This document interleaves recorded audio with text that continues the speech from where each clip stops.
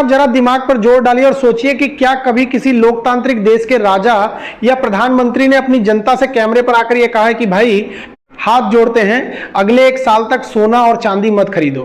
क्या कभी किसी सरकार ने यह अपील की है कि अपनी महंगी गाड़ियां और कारें घर में खड़ी कर दो और चुपचाप बस, मेट्रो या ट्रेन से सफर करो? बात यही नहीं रुकती बाबू। प्रधानमंत्री ने यहां तक कह दिया कि अगले 1 साल तक विदेशों में घूमना फिरना, छुट्टियां मनाना और विदेशों में जाकर आलीशान शादियां करना यानी डेस्टिनेशन वेडिंग बिल्कुल बंद कर दीजिए। और तो और जो कंपनियां चल रही हैं उनसे कहा गया कि अपने कर्मचारियों को दफ्तर मत बुलाइए, उन्हें घर बैठाकर काम कराइए यानी वर्क फ्रॉम होम का माहौल फिर से लागू करिए। अब देश की जनता के दिमाग की बत्ती गुल हो गई है कि आखिर ऐसा क्या हो गया। तो इससे आगे बढ़ने से पहले मैं एक बात कहना चाहता हूं कि भाई साहब, बहुत से लोग सोच रहे होंगे कि खान सर अचानक इस नए चैनल पर और वो भी बिना चेहरा दिखाए यानी विदाउट फेस वीडियो क्यों बना रहे हैं। तो बाबू सीधी सी बात समझ लीजिए, आज देश के हालात और आज का जो हमारा मेन टॉपिक है वह इतना गंभीर और इतना बड़ा है कि कैमरे के सामने आकर चमकने से ज्यादा जरूरी इस सच को देश के कोने कोने तक पहुंचाना है। चेहरा तो आप लोगों ने बहुत देखा है और प्यार भी भर भर के दिया है, लेकिन आज परीक्षा की घड़ी है। अगर आप लोग वाकई में खान सर को पसंद करते हैं, हमारी आसान भाषा और हमारी सच्ची जानकारियों से प्यार करते हैं, तो आज इस नए चैनल को अपना पूरा सपोर्ट दिखाइए।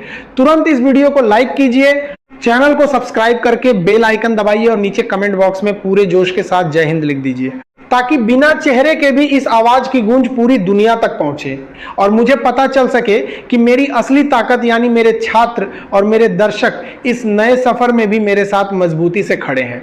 तो चलिए इससे आगे बढ़ते हैं। क्या अब भारत का खजाना खाली होने वाला है? क्या देश डूबने की कगार पर है? और सबसे बड़ा झटका तो तब लगा जब जनता ने पूछा कि मोदी जी, आप हमसे तो कह रहे हो कि बस ट्रेन से चलो, लेकिन खुद आपके पीछे जो 20-20 गाड़ियों का चमचमाता वीआईपी काफिला चलता है, करोड़ों का पेट्रोल रोज धुआं बनता है, उसका क्या? प्रधानमंत्री ने इस सवाल का जवाब किसी भाषण से नहीं दिया, बल्कि सीधा एक्शन लेकर पूरी दुनिया को चौंका दिया। उन्होंने रातों रात अपनी सुरक्षा करने वाली एसपीजी यानी स्पेशल प्रोटेक्शन ग्रुप के अधिकारियों को बुलाया और आदेश दिया कि मेरे काफिले की गाड़ियां तुरंत आधी से भी कम कर दी जाएं। यह है कि देश का प्रधानमंत्री दिल्ली की सड़कों से लेकर राज्यों के दौरों तक सिर्फ 2 गाड़ियों के काफिले में चल रहा है। एक उनकी मुख्य बुलेट प्रूफ गाड़ी और दूसरी सुरक्षा के लिए लगी एक इकलौती गाड़ी। तो अपनी सुरक्षा तक को ताक पर रखकर गाड़ियों की संख्या घटानी पड़ी। क्या देश पर कोई बहुत बड़ा आर्थिक हमला हुआ है या फिर इसके पीछे कोई ऐसा अंतरराष्ट्रीय चक्रव्यूह है जो आम जनता को दिखाई नहीं दे रहा है? इस पूरे मामले के पीछे का जो कड़वा सच है, तो अब समझिए असली गणित की यह पूरा माजरा शुरू कहां से हुआ। आप लोग अखबारों और न्यूज चैनलों में लगातार देख रहे होंगे कि मिडिल ईस्ट यानी हमारे पश्चिम एशिया में अमेरिका और ईरान के बीच भयंकर ठन गई है। वहां ताबड़तोड़ मिसाइलें बरस रही हैं, घातक ड्रोन हमले हो रहे हैं, युद्ध के नगाड़े बज रहे हैं और पूरा इलाका बारूद के ढेर पर बैठा है। अब आप लोग कहेंगे कि खान साहब, युद्ध तो वहां 7 समंदर पार अमेरिका और ईरान के बीच हो रहा है, तो इसमें हमारे देश के प्रधानमंत्री को भारत में सोना चांदी रोकने और अपना काफिला छोटा करने की क्या जरूरत आन पड़ी? यहीं पर सारा खेल छुपा है बाबू, जिसे इकोनॉमिक्स की भाषा में ग्लोबल सप्लाई चेन का झटका कहते हैं। दुनिया का सबसे ज्यादा कच्चा तेल यानी क्रूड ऑयल उसी मिडिल ईस्ट के इलाके से निकलकर पूरी दुनिया में सप्लाई होता है। अब जब वहां युद्ध छिड़ेगा तो तेल के कुएं, रिफाइनरियां और समुद्री रास्ते असुरक्षित हो जाएंगे। नतीजा यह होता है कि इंटरनेशनल मार्केट में कच्चे तेल की सप्लाई कम हो जाती है और उसके दाम रॉकेट की तरह आसमान छूने लगते हैं। अब जरा भारत का नक्शा और भारत का तेल का गणित समझिए। हमारे देश में रोज जितना भी पेट्रोल, डीजल, गैस और केरोसिन इस्तेमाल होता है ना, उसका लगभग 85% यानी 85% हिस्सा हम खुद पैदा नहीं करते, बल्कि बाहर के देशों से खरीदकर जहाजों में भरकर भारत लाते हैं। हम अपने देश के कुओं से सिर्फ 15% तेल ही निकाल पाते हैं। इसका सीधा मतलब यह हुआ कि अगर इंटरनेशनल मार्केट में कच्चे तेल का दाम $1 भी बढ़ता है तो भारत सरकार की जेब पर हजारों करोड़ रुपए का अतिरिक्त बोझ पड़ता है।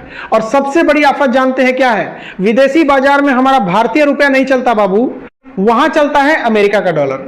हमें विदेशों से तेल खरीदने के लिए अपना डॉलर का खजाना खोलना पड़ता है। अब इस युद्ध की वजह से कच्चे तेल के दाम इतने ज्यादा भाग रहे हैं कि भारत को हर महीने लगभग 30,000 करोड़ रुपए का भारी नुकसान होने का अनुमान लगाया जा रहा है। सरकार के सामने सबसे बड़ा संकट यह है कि अगर इसी रफ्तार से हमारा डॉलर बाहर जाता रहा तो देश का विदेशी मुद्रा भंडार यानी फॉरेक्स रिजर्व खाली हो जाएगा। और बाबू, अगर किसी देश का फॉरेक्स रिजर्व खाली हो गया तो उस देश की हालत कैसी होती है। और उस बचे हुए डॉलर का इस्तेमाल सरकार इंटरनेशनल मार्केट से कच्चा तेल खरीदने में करेगी ताकि देश के अंदर पेट्रोल और डीजल के दाम ना बढ़े, क्योंकि अगर पेट्रोल डीजल महंगा हुआ तो माल ढुलाई महंगी हो जाएगी, और माल ढुलाई महंगी होते ही आपकी रसोई का राशन, सब्जियां, दवाइयां, कपड़ा, सब कुछ महंगा हो जाएगा और देश में महंगाई का ऐसा बम फूटेगा जिसे संभालना मुश्किल हो जाएगा। इसके बाद उन्होंने जो दूसरी सबसे बड़ी अपील की वह देश के ट्रांसपोर्ट सिस्टम को लेकर थी। उन्होंने साफ शब्दों में कहा कि अपनी पर्सनल गाड़ियां, कार और बाइक को थोड़ा आराम दीजिए। अगर आपको दफ्तर जाना है या पास के बाजार जाना है तो मेट्रो का इस्तेमाल करिए, सरकारी बसों में बैठिए, ट्रेनों का सफर करिए। जरा सोचिए, अगर देश का हर नागरिक अपनी निजी गाड़ी छोड़कर पब्लिक ट्रांसपोर्ट का इस्तेमाल करने लगेगा तो देश में पेट्रोल और डीजल की खपत कितनी ज्यादा कम हो जाएगी। जब देश के अंदर खपत कम होगी तो सरकार को विदेशों से कम तेल मंगाने पड़ेगा, जिससे हमारा डॉलर भी बचेगा और देश आर्थिक रूप से आत्मनिर्भर बनेगा। इसी सिलसिले में उन्होंने बड़ी बड़ी प्राइवेट कंपनियों और सरकारी दफ्तरों से भी अपील की है कि जो काम घर बैठे इंटरनेट के जरिए हो सकता है उसके बड़ा चित्र करने बनेगा। उसके लिए कर्मचारियों को जबरदस्ती ऑफिस मत बुलाइए, उन्हें वर्क फ्रॉम होम दीजिए ताकि सड़कों पर गाड़ियों का रेला कम हो, ट्रैफिक जाम न लगे और देश का ईंधन बर्बाद होने से बचे। लेकिन बाबू, जनता बड़ी चालाक है। जब प्रधानमंत्री ने इतनी कड़क अपील की तो लोगों के मन में यह सवाल उठना बिल्कुल लाजिमी था कि भाई, आप जनता से तो कह रहे हो कि बस ट्रेन से चलो, सोना मत खरीदो, लेकिन खुद नेताओं और मंत्रियों का क्या? आपके पीछे तो गाड़ियों का लंबा काफिला चलता है। प्रधानमंत्री इस बात की नब्ज को समझ गए और उन्होंने किसी भाषणबाजी के बिना खुद से शुरुआत की।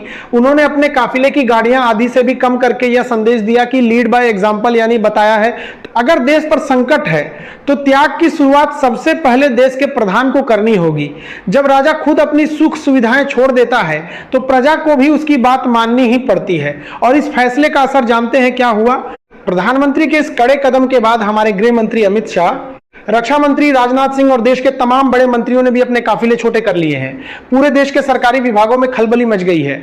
अफसरों से साफ कह दिया गया है कि फिजूल खर्ची बंद करो, गाड़ी शेयर करके ऑफिस आओ और जितना हो सके तेल बचाओ। ये कोई मामूली बात नहीं है बाबू, ये एक बहुत बड़े आर्थिक युद्ध की तैयारी है जो भारत चुपचाप लड़ रहा है। सरकार इस समय हर उस जगह से पैसा, डॉलर और तेल बचाना चाहती है जहां से भी एक एक बूंद की बचत मुमकिन हो सके। इसी महंगाई के चक्रव्यूह को तोड़ने के लिए प्रधानमंत्री ने देश के अन्नदाताओं यानी हमारे किसानों से भी एक बहुत बड़ी और भावुक अपील की है। उन्होंने कहा है कि खेतों में डाली जाने वाली फर्टिलाइजर यानी रासायनिक खादों का इस्तेमाल 50% तक कम कर दीजिए। अब आप कहेंगे कि खान साहब, अब इस खाद का तेल और डॉलर से क्या लेना देना?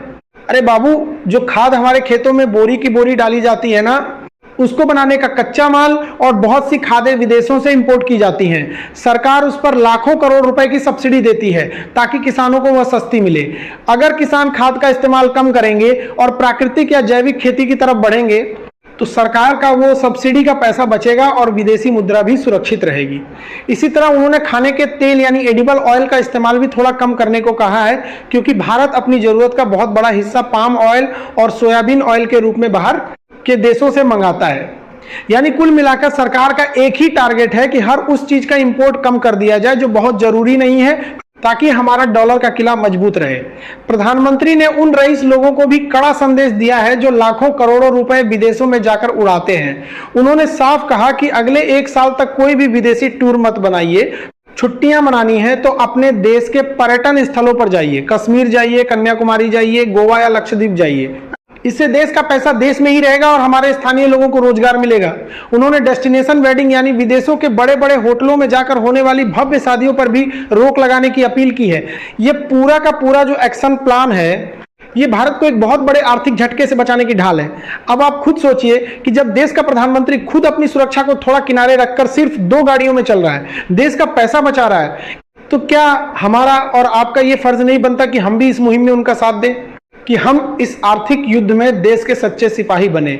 उम्मीद है कि खान सर के अंदाज में आपको यह पूरा गणित एकदम आसान भाषा में समझ आ गया होगा। इस पूरी वीडियो को अपने हर दोस्त, रिश्तेदार और ग्रुप में शेयर कर दीजिए ताकि हर भारतीय को देश की असली स्थिति पता चल सके। बहुत बहुत धन्यवाद। जय हिंद, जय भारत।